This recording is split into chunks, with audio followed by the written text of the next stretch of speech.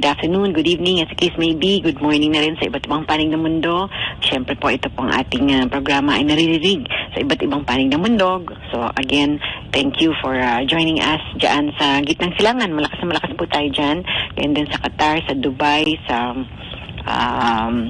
Middle East. Siyempre po, ang ating mga kamag-anakan din dyan na sa Jeddah. Mag-ingat po kayo kasi may mga ulat po tayo natanggap recently na nahihirapan sila.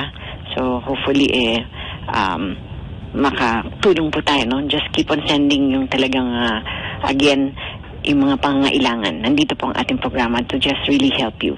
But for today, syempre po ang ating segmento ay para sa marangal na seniors. Senior segment po ito sa elders, sa mga PWDs din po, para kayo naman po ang aming bigyan ng ayuda or tulong o maresolba natin kung ano pang mga pwede yung hilingin sa amin. But today, we're so blessed na nandyan yata na sa kabilang linya ng komunikasyon via Zoom din ang ating piling-piling panauhin. Siya po ay guro. Siya po ay teacher ng English at professor sa college po dati. Dean of, dito po siya, Dean of Arts, College of Arts and Sciences, and naging principal din po ng senior high school dyan sa college, Southeast Asian College Inc.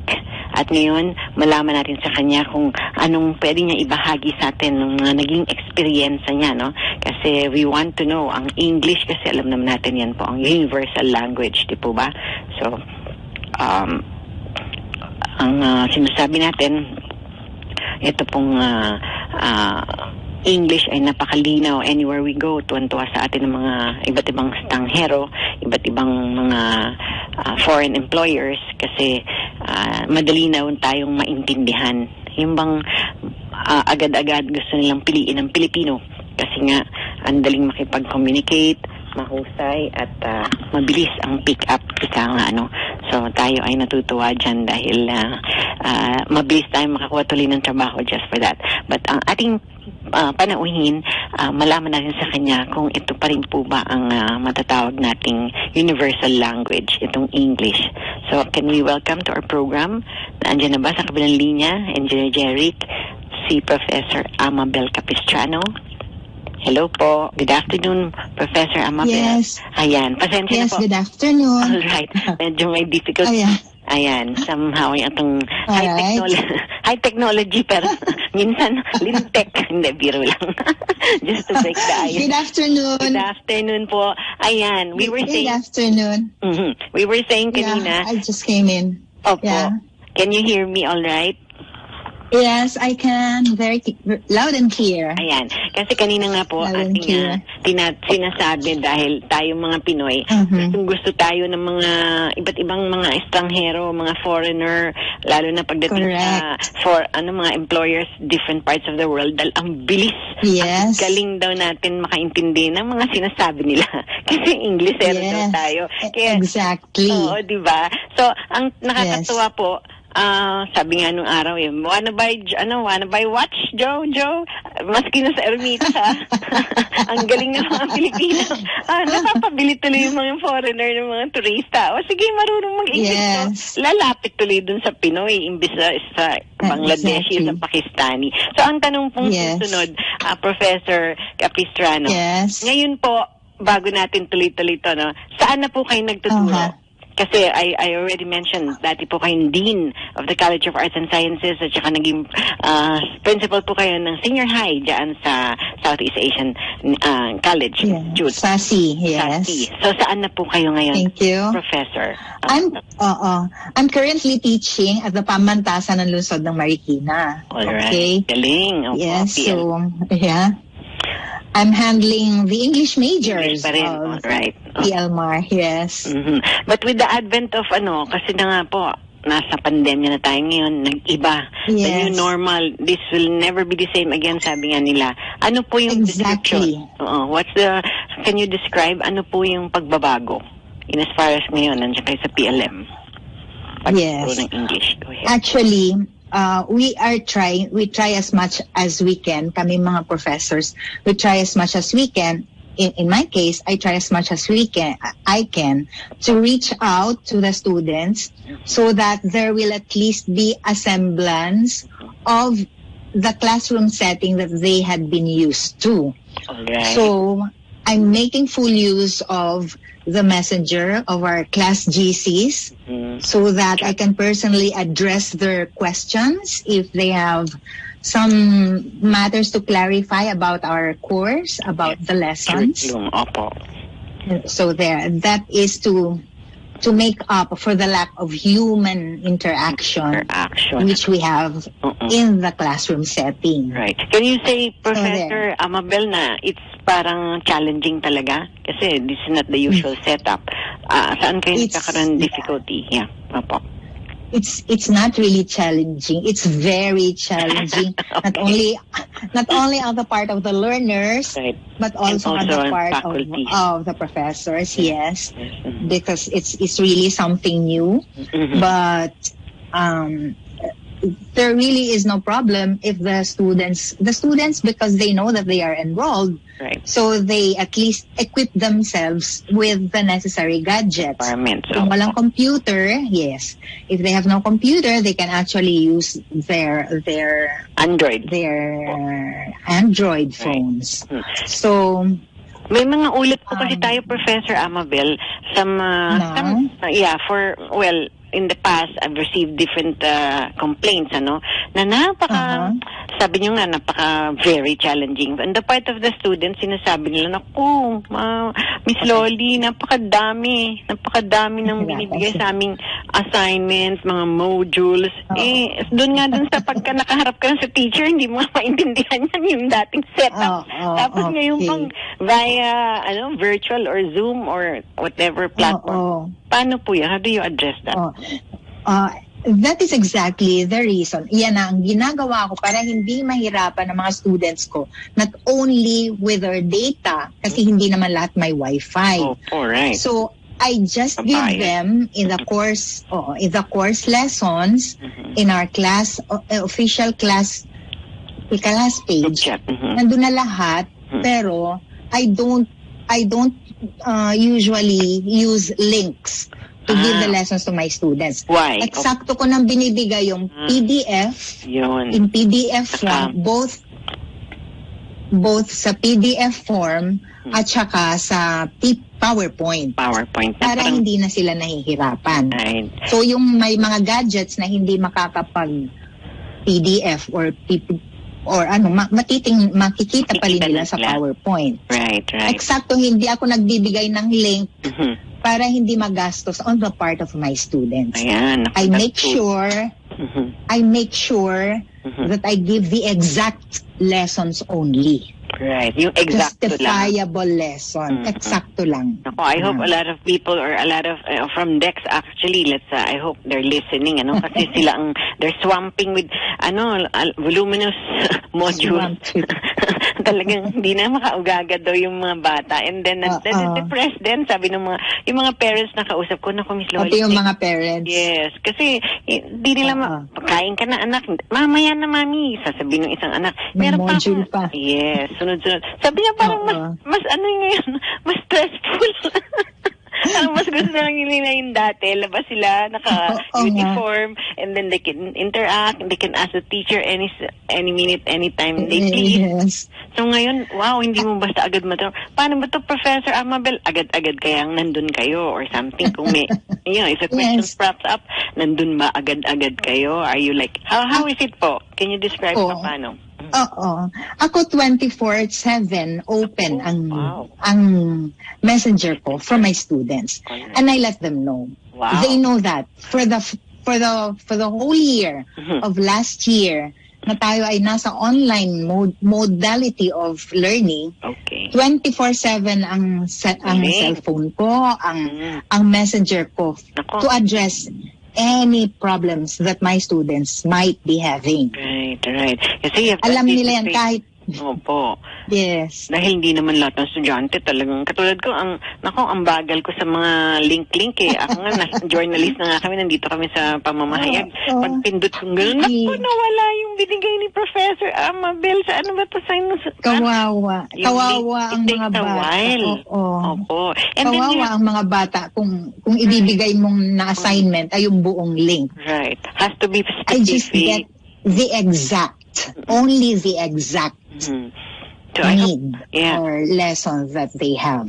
Well, the teachers or whoever professors tuning in right now, adapt the same modality or the same pamamaraan ng ginagawa siguro ni Professor Amabel kasi please have mercy on the students kasi bago rin sa kanila lahat ito. Even mga high school, kayang-kaya, kasi mga ano yan, daring talaga yung age group na yan, ano. Pero yung college, totoo lang, Professor Amabel, hirap din sila kasi nagwo-work din yan iba dyan sa bahay, household chores.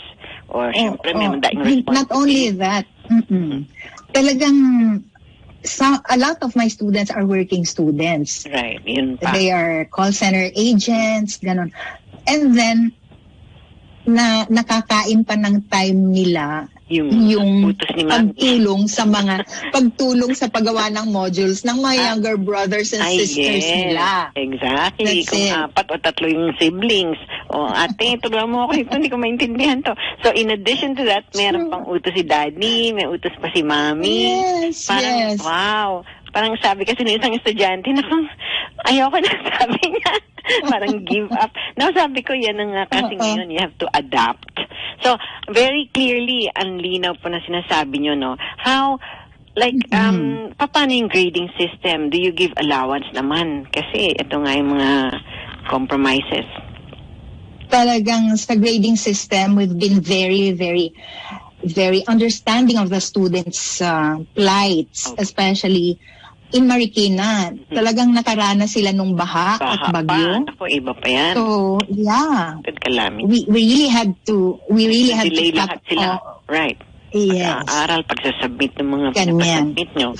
So, you really have to have understanding or allowance. Hinintay namin, talagang ako, on my part, I really had to, if I had to call them one by one, I did that. If only for them to be able to produce at least the tasks that were needed for them to be able to pass the course. The course po. Yung pong mga courses, saan po yung nakikita yung sila nahihirapan? Anong course ba yung pinakamahihirap? Bukod sa radiology, nakita ko may mga ganyan dati sa sa SASI. Diyan po ba sa PLM? Anong mga courses? Sa PLMAR, meron pong criminology, merong business administration, nursing at the College of Nursing. We have the College of Education, of course. Sure. Yan. Tourism, meron na rin po. College of Tourism, yes. Education, tourism, nursing, health. Education, yes. Kasi sa SASI, meron pong physical therapy, PT, PT, and we have, of course, our senior high school. So, saan po kayo talaga naka-zero in? Anong course? Lahat ba halos? Lahat ko naman po yan nahawakan, lahat ng, almost all the courses I've already handled the English subjects of tourism, of criminology, nursing, especially College of Education now. Right now. So, ang ano po ba mga colleagues or the faculty members na kasama niyo po, how are they taking it? How are they halos ba pareho kayo ng mode or system that now you're describing it? Do you talk? Do you when we like to help one another, we call maybe our best friends in the profession at PLMAR. So we have the same concerns, so we share. But yan dahil din ang common online concern, common amongst you guys, faculty, yan din po yung talagang hinahanap nilang problema. Actually, dahil nga sa online modality of learning now, may mga faculty na hindi na talaga nakapagturo in the meantime. Nag-stop na rin, ano? Yes. Because we actually have a lot of papers also to submit. Despite this online modality, we still are required to submit the necessary papers, necessary documents, necessary reports that we have to submit monthly. Opo, hindi ba pwedeng bawasan din yung load nyo? Kasi napakadami rin. Bukod sa ang estudyante ang magko-complain, siyempre kayo rin po. Imagine, 10 is to 1 halimbawa. 30 is to 1 sa klase. Halimbawa po. 50 as a matter of fact. 50. Wow. And then, but ako, on my part, I welcome naman. I'm super happy when I'm given load. Oh, wow. And especially, I usually welcome that, especially that I was given the graduating education English majors now. So talagang bigat nun. I'm really ready to prepare them to be the great English teachers that they will become. Right. So there's pressure, but at the same time there's excitement and this gratitude because I am part of the formation of our future professionals. Wow. Pagka exciting. PLMR, si teacher, si Professor AMABEL ang galing kay Professor AMABEL kasi Thank you. Kasi talagang interesting na sinasabi nyo nga, you're there to really hone their craft, for the English profession to become the best ever, ano. So, again, yun yung, nandun yung zeal, nandun yung zest, and saka eagerness. Passion. Ano, where do you get that? Ano po yan? Why are you so gung-ho? O, ano po, give us a backgrounder. What made you really zero in education? Go ahead po. Well, it's here in the heart. It emanates from my heart. And I was also a product of parents who were both educators. And so early on, the love of learning had already been there in my heart. And so it came when I started teaching, it was like, it was heaven. Right. So it's a feeling that sometimes I would shed tears in the middle of my class because I would be so touched by the response of my students. Amazing. Can't imagine. I'm here in front of you doing this. So you're saying, Professor AMABEL, ang major influence. Ginamit ko yung major, hindi English talaga. Pero may isang beauty queen kasi nagsasabi. major. Miss Universe. Miss Universe ba siya? Any case. No, just you're as pretty as a Miss Universe. No, thank you po. Hindi, gusto ko lang maging light ng ating conversation. Ano po. Kasi masyadong stressful yung online I know. For most parents. Right. Kami, kami ang somehow kami talaga rin apektado bukod sa kami magbabayad. Maraming nagko-complain sa inyo, maraming tumatawag. Yes, dito sa programa natin, ma'am, i-take up nyo naman yan sa Dex, ganito, huwag naman i-load ang So, dami-daming modules. Tapos pagdating naman ng ang grading, ang baba ng grade namin, paano namin, Anyway, the major influence po is your parents. You were mentioning educators din po sila. Yeah. Ano po? My father was a former principal. My father was a former principal. And my mother was a grade school teacher. Wow. So, that's why growing up, yun ang talagang sphere.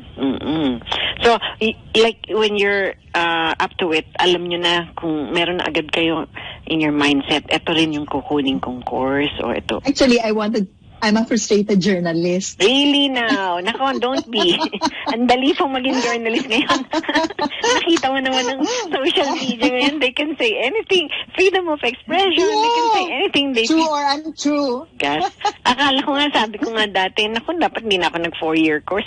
Yung 2 years course, yung 2 years doon ang dali-dali naman, hindi na dapat kasali yun. Kasi ngayon magsulat ka lang ng kahit journalist ka. Tapos may ID ka ng malalaki. Everyone's a writer now. Everyone's a writer now. So, we can like ask you pa rin to, kaya lang fully load kayo, no? Kasi meron akong news online, virtual news online siya. He's looking for a columnist. Siguro you can like share your 2 cents worth. Yes, why not? Diba? Ayan. Yes, why ever not? Because this will really also amplify yung mga thoughts and, your insights, etc. Kasi opinion mo na yan eh. Yes. Actually, mas madali mong sumulat, Professor from AMABEL. Experience. Right. Coming from the heart. At saka na-experience mo yan. So, sige, I'll bring that up after the program kung type nyo. Kaya lang yun. Oh my God. Kaya lang, Professor AMABEL. My dream of being a journalist is not zero. Diba? Okay. So, ang sarap. We learn something new every day. Pero, yung pong publisher, editor used to be the president of the National Press Club. And he was like offering it to me. Sabi niya, baka naman may time ka pa. Baka may time ka pa to at least, give space. I need columnists. And napaka-importante po ang edukasyon. Kaya, ako po ay talagang saludo sa inyo. Kasi tinahak niyong career. And then, again, biblical yan. My people perish for lack of knowledge. Pag kulang-kulang talaga yan. Pag-educate or mga information, alam mo, you get victimized, you get harassed, eventually you get depressed, and you perish. Kasi na-depressed ka na eh. Naku, paano ba ito? Fake news sa mga COVID. Opo, fake news sa mga COVID. Exactly. So, ito, another awesome opportunity for you to become a journalist. Anyway, ayun po, moving on. Again, ito That's awesome. Opo, ito pong ating, because ito na nga yung advent of technology, yung parang, dahil hindi naman yun yan pinag-aralan nung time nyo, no? Time natin. Totoo. O, paano yun? That's true. Opo, ngayon din po ba kayo? Nag-crash course din kayo mismo, personally? I did. I talagang when this online learning was said to be the system already. Right. So I said goodbye to my old computer, yung old HP ko na I've been using for so many years. At I had to buy a new MacBook. Okay. For this. Sure. Actually, I'm telling my students I bought my MacBook because of you. It's not for me, it's for you. Yes. Kasi, so that I would be yung mga Excel, mga apps na dating wala sa everything. So apart from the training, we had training. You did. PLMAR. All right. Yeah. PLMAR did training for us teachers. But apart from that, of course, I had to train on my own. Sure. On my own because MacBook is very much different from the old HP that I had been using. So, okay naman. Yung mga apps. Mga apps kasi ang dami. Every single day, it's like, wow, hindi ko pa natatapos yung isa. Meron na naman bago. How do I keep up with this? Paano po? How do you keep up? Ay, inaartehan ko rin kasi yung mga for example, mga announcements or mga lessons. Syempre, I have to ipinakanva ko rin para naman very interesting for the students. Yes. Kasi it's very boring kung medyo text lang. Oh, yeah. I don't like it. Ako din mismo. Gusto ko may graph ng konti. Yeah. So that even my students really, they're fired up. And so their submissions are really amazing.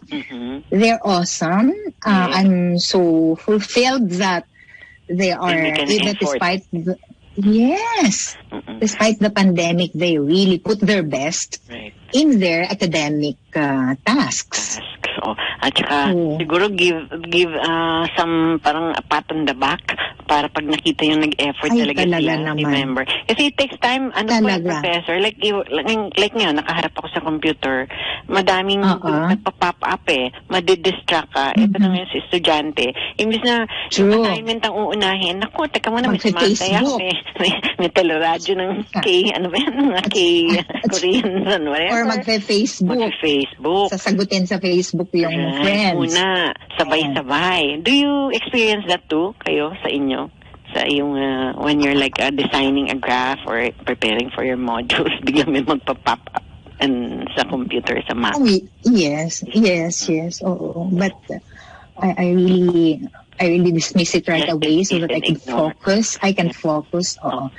Tapos, ito namang online natin, okay? Not all naman of my students. I'm very, very, very lenient with those who really cannot afford or who don't have the really, really good gadgets or the Wi-Fi. Nagre-rely lang sa data. Sure. So nag-accept ako ng mga for example, written works that are handwritten. Would you believe? Wow. I accept that. Ang tsaga nyo, Professor Amabel, isa-isahin nyo rin yan. Sabi ko, iaano nila? No, iaano naman, through messenger din naman sinasubmit. Okay. Alright. Or through email. Ayan, okay. Pero handwritten. Handwritten. Kaya nga, ang tiyaga nyo. Kasi babasahin mo yan. Ay, talaga. Kung sulat doktor na katulad ko. Kami kasi, prusteno kami. Pag nag-interview kami, hindi namin pwedeng isulat lahat ng sinabi ni Professor Amabel. Ang bilis, parang doktor. Mabilis ako sumagot sa mga students ko kasi. Pag may nag-pop up na, basta students ko yan, sasagutin ko yan right away. You won't waste the time. So that, ang galing. Katulad yung mga, kahit in the middle of the night. Middle of the night? Naku, masyado naman kayo loyal. Oo, believe naman ako yan. Kahit 3 a.m. Yes. Paano na yung love life niyan? Talagang, teka, backseat. Ano naman? Busy, busy rin naman. Ang mga abogado, busy din naman. I know. That busyness, babalikan po natin, Professor Amabel. We have to pause for a station break. But you can drop the call kasi meron po kaming 10-minute break and then rejoin para mas malinaw po yung next ating interview. Okay? Thank you po for your time. But again, I'll wait up for another rejoin. Alright. Yan po si Professor Amabel Capistrano. We'll go right back when we're done with our news break. The Philippine Standard Time is 3:31 in the afternoon. Nagbabalik ang marangal na singers sa Sulong na Bayan kasama si LOLLY ACOSTA. Alright, nagbabalik po muli ang ating segmentong Marangal na Singers at tayo po ay natutuwa dahil meron po tayong nakakapanayam ngayon na importante ang profession niya, education. We really need na ma-educate tayo every single day. Dating po ang mga ganyang iba't ibang klase impormasyon, so dapat ready tayo for the eventuality. But before balikan natin siya, gusto ko lang i-greet ang aking pamangkin in Okinawa, Japan. He is a U.S. Marine Corps, no less than Robert Constantine Rivera. We call him Stan, my nephew working in Okinawa. Happy birthday! We love you, we miss you, take care of yourself. Siyempre, be safe. Alam namin na nandiyan ka, wala si mommy at si daddy nandito at kami, yung mga auntie, but you're okay. We're so confident na kayang-kaya mo yan. Kaya ka nilagay ni Lord dyan because for a purpose. So don't just keep remembering na siya ang iyong shield and protection everywhere you go. Okay? We love you, Stan. At syempre, maya-maya malaman natin isang public service na ipagkakaloob natin. Kung nasa kabilang linya na ang ating good Professor Amabel Capistrano, welcome back na rin natin. Hello po. Siguro yung kanyang Zoom ang, alam mo, challenging lagi pagka nagre-reconnect tayo. I'm so happy na i-reconnect ako, But thank you, Engineer Jeric, for your patience. Ika nga, na antay-antabayanin natin. But siguro isingit ko lang, Rina, if ready na yung ating photos for the San Miguel announcement, very quickly. Ang San Miguel po kasi, they announced that the first batch of trains for its MRT-7 project is set to arrive in the country from South Korea next week, even as work continues for the completion of the much-awaited mass rail transit project. So the trains, which consist of 6 cars or 2 train sets procured from South Korea's Hyundai Rotem, have cleared inspections and factory acceptance testing with the country's national rail manufacturer, Korea Railroad Corporation or KOREL, serving as SMC's advisor. Ang each train set po ay merong sukat na 65.45 meters long or well over the entire length of an Olympic-sized swimming pool, which is 50 meters. Ang sabi po ng ating chairman, Chairman Ramon S. Ang, And I quote, "The timely arrival of these brand new high-quality trains from South Korea, known as one of the world's best train and rail systems builders, is such a welcome development. And I believe it holds a lot of significance. At a time when many are feeling uncertain about our country's future because of the pandemic, this shows that the job of nation building continues, that the work of improving our infrastructure, boosting our economic growth prospects, and investing in our country's brighter future also doesn't stop, especially for us in San Miguel." Sabi po yan ng kanilang Pangulo, SMC President Ramones Ang. And more trains are set up to arrive in the following months up to next year. Ramon Ang, President Ang said until all 108 cars of 36 train sets that the company acquired are delivered. So despite continuing pandemic restrictions and pending right-of-way issues, the project itself is now at over 54% completion, with installation of board, piles, girders, and other foundational works on a significant portion of the project already completed. So right now daw po, ang construction activities on the guideway and the stations are ongoing. Meron ng electronic and mechanical works, also continues at ang MRT-7 project is in many ways more difficult now and complex than even the recently completed Skyway Stage 3 kasi nga iba ang requirements. So don't worry, it will all be completed. The first test run of the project is set for December 2022. So saludo po kami sa San Miguel Corporation led by its chairman, President Ramon S. Ang. God bless po. We're with you and we're partnering with you. Alright,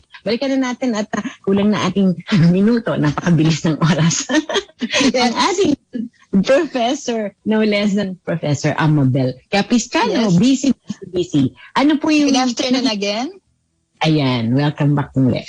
Ano po, at least 2 years down or 3 years down the road, what are you klaseng adoption dapat pa natin? Yeah, what are we looking at? Go ahead po. Actually, hindi pa natin inaasahan na matatapos itong online learning. Right. Sa this March, hindi pa. We're not really sure about it. Although CHED had already approved some schools to reopen with restrictions, especially yung mga medical schools, yung mga healthcare. Yes, healthcare. Where healthcare is really in demand now. So, but as far as my projection is concerned, not yet. Hindi pa. Down the road, nitong next year, hindi pa. I think it's still near online. Distant future. Online. Online modality pa rin yan yung next school year for all of us. Did you somehow, did it pass through your, like somehow, naisip niyo po ba, if this was gonna be the new normal in the next 5 years, meron po ba kayong parang naisip na mag-rally or mag-somehow, mag-suggest sa CHED na mura, na i-cheapen naman yung internet or, appeal to their senses na kasi ang mga estudyante, walang pambayad because even if sa statistics, ilan talaga yung can afford. In fact, diba? Hindi po hanggang dulo-dulo to the farthest of the farthest or the most rural areas. Gusto nilang makapag-aral Like yung mga ITs natin, Professor AMABEL. Precisely. Ang dami ko na interview, ang gagaling, ang tatalino.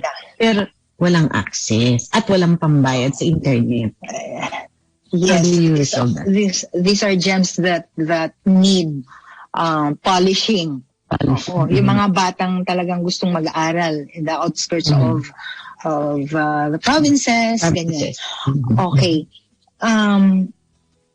Down the road, yung lessening of the prices of Wi-Fi and these concerns, it's really up to the government.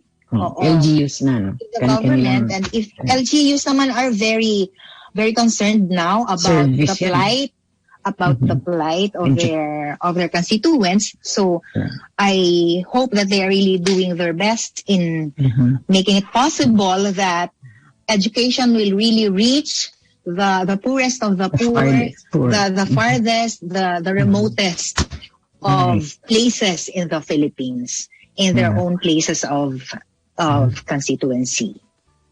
Okay, may pumapasok na text po, no? Ayan, she refuses to sabi niya, we really value your accomplishments, Professor Amabel, no? But again, kung kayo po ang somehow mag-urge sa ating mga LGUs, baka magising-gising sila. Kasi hindi sila nakaka-initiate eh.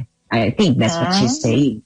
Hindi talagang may allocation. Alam niyo naman lahat ng LGU, may allocation for healthcare, for education, for whatever. Totoo. Hindi ma-intensify pagka hindi ang mga teachers or professors ang magsabi. Okay. I think that the Marikina City Government is a very fine example of one LGU na talagang tinututukan ang education. Therefore, talagang itong pamantasan ng lungsod ng Marikina, tuition fee is free. Oh, wow. And we are producing top-notch professionals. All those who've gone abroad are really doing their mark because they are really imbibed with significantly. And priority talaga ng LGU ng Marikina ang education. And of course, health services. Yes. At sana naman lahat talaga ng LGUs ay ganito talaga ang thrust. Well, I know that they are doing great, but in Marikina, I really see how long have you been with PLMR? With PLMR, I started in 2007. Ay, ang tagal na. Wow, pero I left. I left naman, and then they asked me to come back. Asked you to come back. They begged, please come back. We need you. Buti naman po. With that with that brief time na umalis kayo, what were you doing? With that brief time, well, there, naman, professors and teachers are needed everywhere. So I taught at St. Joseph's College and also at SASI, where I was really asked to be, Dean of the College of Arts and Sciences, concurrent principal of the senior high school. So I actually established, I had a hand in establishing the very first batch of senior high school, which was also together with the first batch of all the other senior high schools in the whole Philippines. Wow, feeling pioneering. Ayan, much sought after talaga ang skills and talents and abilities ni Professor Amabel. Lahat naman tayo. Lahat tayo. Opo. But again, where do you get your strength? Kasi oozing with the dynamism. From my students. Sobrang from my students. Yesterday, even in my synchronous class yesterday, halos there was a point that talagang naiyak ako because I was telling my education students that unless the students feel your heart, they will never really be able to assimilate fully what you are trying to impart, what knowledge you are trying to impart upon them. So yun. Medyo talagang Hindi. Again, I can see from your heart. Hindi mo na nakakabasa ng heart. But yung behavior, yung language behavior, may talagang passionate ka. And nandyan yung gusto mo, you want to, I think, give the best and make them the best ever. Yes, no? true. Hindi pwedeng, don't settle for mediocrity. Ayaw mo nun. You want to enlarge their vision. Kaya ganyan ka-passionate. Pero syempre, on the other hand, dapat sila din, they have to really get engaged. So how do you stir up? Before we go, we have 5 minutes. How do you stir up or ignite their, somehow, ano pong pwedeng gawin sa mga estudyante? Well, somehow, sabi ko nga dyan, if the energy is oozing out from you, then the flow is positive. And the students, it becomes a common vibe. It becomes a common vibe na we are towards one goal. Aligned in perfection, yes. Perfection in what we are trying to achieve. And that is for them to be able to graduate in college and share what they can once they finish their studies. But of course, I'm telling them they have to first pass the LET, the licensure examination for teachers. Ayan. So, paano po yun? Sabihin kasi nilang Professor, brain drain. Pagkagaling sa PLMAR and then sa PLM, biglang alis na. Hindi naman pala Pilipinas makikinabang sa mga pinagkatalinuhan nila. How do you reconcile that? Not necessarily naman. Oo. Nakikita ko naman sa mga graduates or sa mga karamihan na mga nag-graduate. They will first work in the Philippines. And then those who really are bent on working abroad, then that's the time when they go abroad. And they really make it big there. Sure. But those who also, at the same time, those who stay in the Philippines, who choose to stay here and serve the Philippines, they are making good. They are making good. They not only serve their own selves, their families, but also the whole community. Community. They are into business. Yan. Apart from their profession. Right. Ito po kasing US Embassy, they were intensifying campaign for Filipinos or different nationalities to come and see their colleges. Naging guest ko for a time. And I see that they were saying, binabaan nila, no, to attract na foreigners or iba't ibang nationalities to enroll. Kasi wala na rin silang pera. They need revenue. They need revenue. Kaya ito. But yung mga universities, I was like comparing lang, ganun din kagaling ng mga ating teachers sa teachers din nila So, ang sabi ko, ba't pa tayo aalis? Di ba? Dito na lang, para hindi lalabas yung pera. Pero sorry, US Embassy, But syempre, they have different syempre, somehow, offers, mga parang attractive, Kaya nga nag-guess sila sa akin. They want to stir up and encourage everybody. But just dawned on me, why even go out? Ito pala, ang gagaling with Professor AMABEL Capistrano, the best. Imagine. Thank you. Marami. Lahat naman tayo. Lahat kami. Lahat naman kayo. Napaka-humble ni ma'am. Okay. Alright. Napaka-praise ng ating oras. I'm sure hindi ito ang last. We will again call you or after the program, I'll give you the number of that guy, ang aking publisher na nasa online. If you're up to it, interested to it. And then I need your email address para we can communicate. And then ano pa yung mga issues, concerns that you have, welcome po dito sa ating programa because we need to educate, to inform, to make known to the ends of the earth, Judea, Mayan, Samaria. Kasi mga OFWs natin nandun, Professor AMABEL, they need, sila ngayon dapat natin inform. Alam nyo, gusto namin sa mga anak nyo, ito gagawin nila. So, nakikita. This is the program. So, give us like your 60-seconder. Ano pa yung parting shot mo, Professor? Go ahead. Well, some students are texting me to greet them. Okay, I'm greeting all my students, my 4 Ed-Eng, 7A, Ed-B, graduating education majors, English majors, and the third year too, and all my other students, my co-profs, and all my friends.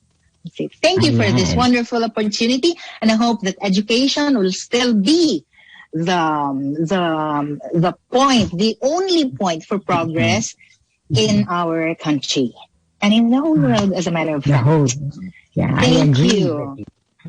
God bless po, Professor AMABEL. God bless you. My text. All right. Okay. Thank you, Professor AMABEL Capistrano. And again, thank you so much. God bless po. Thank you sa ating naging kaagapay, Engineer Jeric for patience. At ganoon rin si Micah at yan si Rina. And as I always say, keep God first in every area of your life so He will direct our path. God bless everyone. Bye. Okay, thank you.